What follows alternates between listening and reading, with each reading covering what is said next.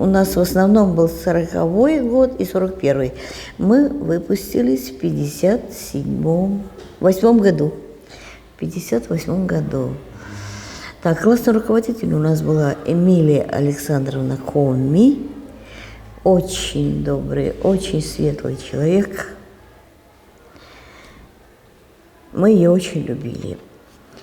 Из знакомых учителей вот запоминались директор Татьяна Павловна, Бобина Галина Николаевна. Потом очень любили мы нашего физкультурного преподавателя Иван Васильевич Размыслов, по-моему. Могу я что-то перепутать. Да мы вообще старались как-то к учителям относиться очень вежливо, очень культурно, но как-то все равно создавалось впечатление, что они выше нас, и мы это все ценили. Ценили их умение с нами разговаривать. Особое вот такое отношение, она тебе говорит, и ты просто входят ее слова в тебя. То есть вот такие учителя нужны. Ну, мы очень любили своих учителей, очень ценили. Про всех, конечно, я не могу рассказать, но любимый Бобина, Иван Васильевич. Ну, какой класс у нас? Класс был образован, класс был сборный из разных школ. Потому что этот 54-й год, когда мы только-только поступили в эту школу, он образовывался, было преобразование, объединялись дамские школы и мужские. И вот нас поселили в новый мир. Основной костяк все-таки были девочки из первой школы. Вот, и к нам потом подсаживали из 16-й, 4-й, Заречья. Мы объединились в этот класс. Конечно, разное было преподавание, разное было отношение к учащимся. Но мы-то воспитывались в первой школе у Марковой.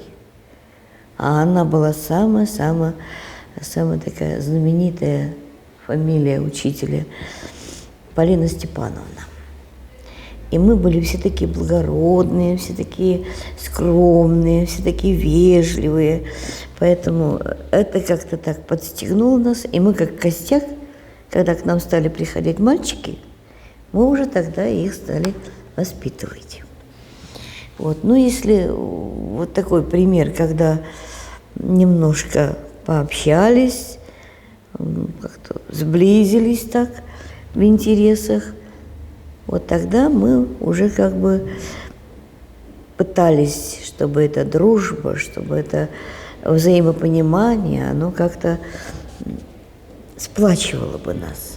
И вот мы, если ученик, особенно мальчишки, где-то там провинились, ну, предположим, не так сказал, или обидел учителя, там, или еще какие-то мероприятия, мы после занятий оставались в классе без учителей, сажали этого мальчика на стул перед классом и начинали его журить, там, воспитывать,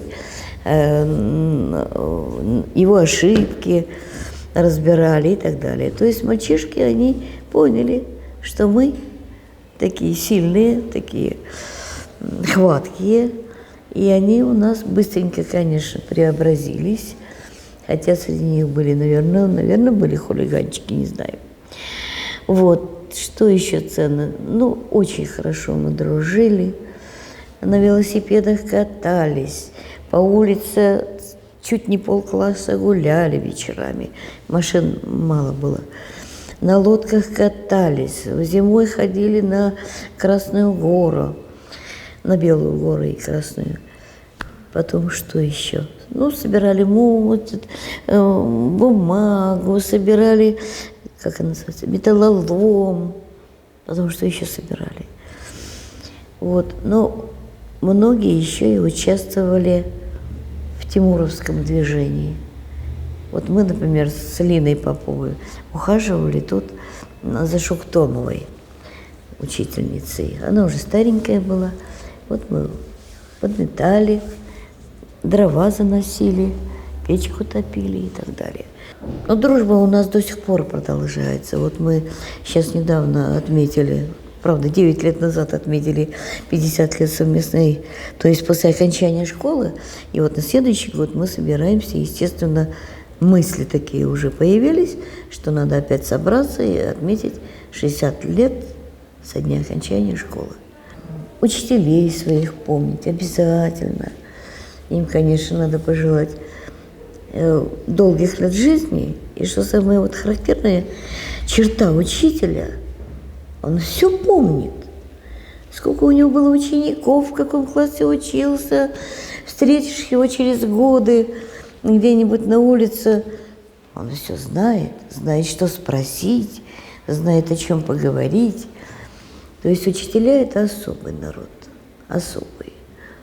Это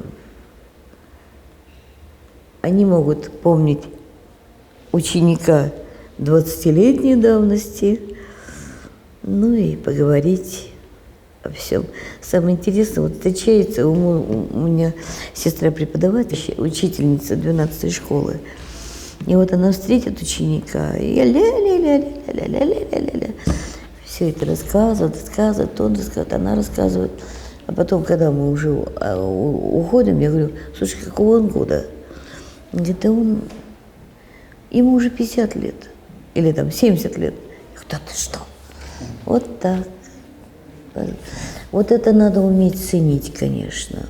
Ценить вообще человеческую дружбу – это самое-самое достойное в человеке.